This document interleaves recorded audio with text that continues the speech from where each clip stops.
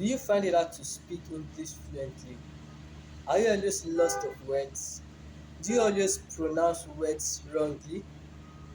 Do you find it hard to construct simple sentences? Alright, it's a normal thing. And today we'll be looking at the challenges faced by the second users of English language. My name is Osu Vicent, and you are welcome to my YouTube channel, English Genius Academy. Today, a genius is going to talk to us on the challenges faced by the second users of English language and the way forward. And I promise you, you are going to learn a lot from this today. Before our lecturer takes us today, let us have a short break.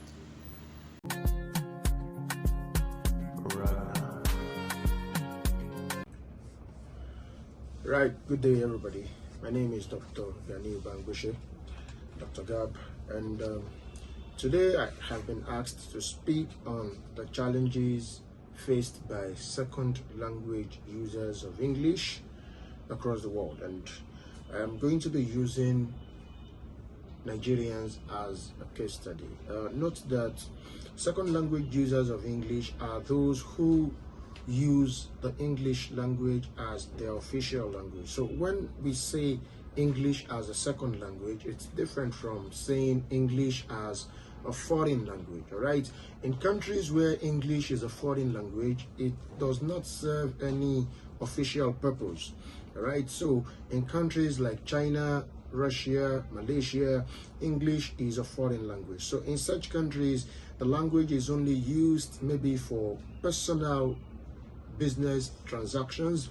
It does not have any official status in the country.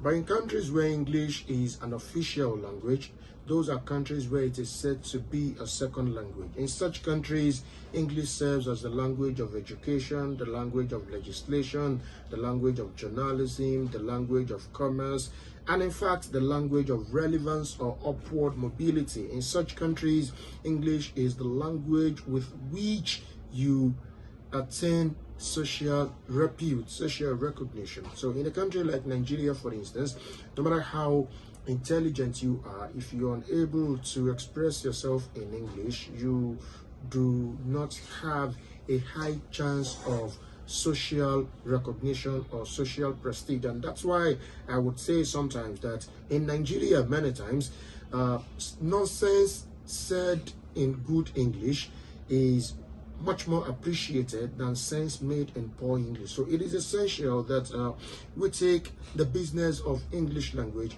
very seriously as second language users, where the language serves official purpose in our country. So having talked about that, what then are the challenges faced by second language users of English, especially in Nigeria? The first is the problem of interference. All right, a whole lot of Nigerians have acquired, whether proficiently or not, a first language, which is usually an indigenous language. For instance, I have spoken Yoruba for about 7 to 8 years before I started speaking Pidgin English, not even the standard English. Right. So that being the case, there is a problem of interference where the features of our mother tongues, the features of our indigenous languages, right, begin to surface in our use of the English language. So for example, you hear people say things like come now, which you would want to interpret as wakiakia in Yoruba, or something like kita kita in Igbo, right? So there are such there is that challenge of linguistic interference, all right, where the features of the mother tongue comes into the use of the official or second language. So it's important that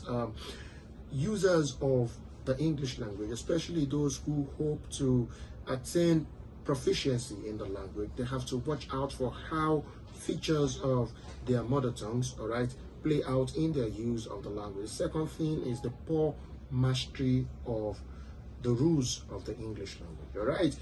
Well, it must be mentioned that English, like every other language, can be acquired without any formal education. But I must make clear that the standard variety of any language would require that you get a level of education or some sort of formal knowledge, either through personal reading or by being taught for you to acquire proficiency. You may want to know that even in Britain, there are English people who do not speak what you can refer to as standard English. Of course, that abounds in the United States of America. That you are Yoruba, for example, does not mean that you speak standard Yoruba, although it isn't also to say that any variety is inferior to another. Right? No variety of a language is inferior to another, but there is always that variety that has been chosen to serve the official purpose. For instance, the Oyo variety of Yoruba seems to be the preferred variety for orthography. It is not to say that Ijebu and other varieties are inferior, all right? But then there is the variety that has been chosen as the official language, and it is important that one masters the rules of usage in such variety. So that you necessarily have to be taught, okay, for you to be able to use appropriately, right? Another challenge that comes with being a second language users of English is the fear of making um, mistakes, or the fear of blunders, or the fear of errors. I like to make clear that there is a difference between mistakes and errors. Every language user makes mistakes, all right? Mistakes are born out of anxiety, fear, um, sociological factors, all right? Sociological factors. So even someone who has got a level of proficiency in a language can still make mistakes. Errors are born out of improper mastery of a language. So if you say I comes here every day, that can't be a mistake. That's evidently an error, all right? So but then, whether it's a case of errors or a case of mistake, one of the things it takes to attain proficiency in a language is to confidently speak the language at every time. All right. At every point in time, you see, there is nobody who will kill you for committing grammatical errors. I, for example, grew up in Ajegunle, a part of Lagos where speaking English would amount to being proud, for example. And all of a sudden, I made up my mind to start speaking English.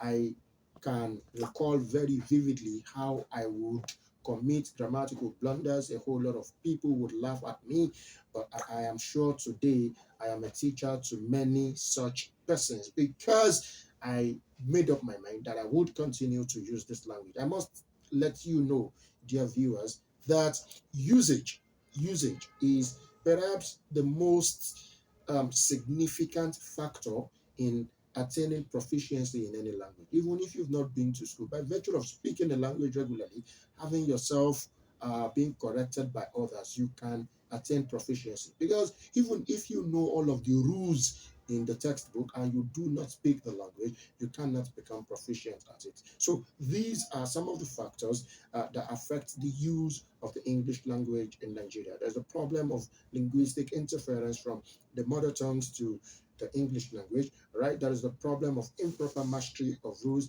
and then there is a problem of the fear of wanting to make mistakes. And I think if we all look into all of those problems, we stand a chance of becoming proficient in this language called the English language. Because whether you like it or not, it is the language of relevance in Nigeria. And I do not think any other language, of course, it will coexist with other languages, but I do not think any other language is taking over from English as the official language of the country anytime soon. So, ladies and gentlemen, I hope you have a thing or the other to pick from this session. My name is Gani Abisoyi Bangoshe, Dr. Ga. Enjoy the rest of your day.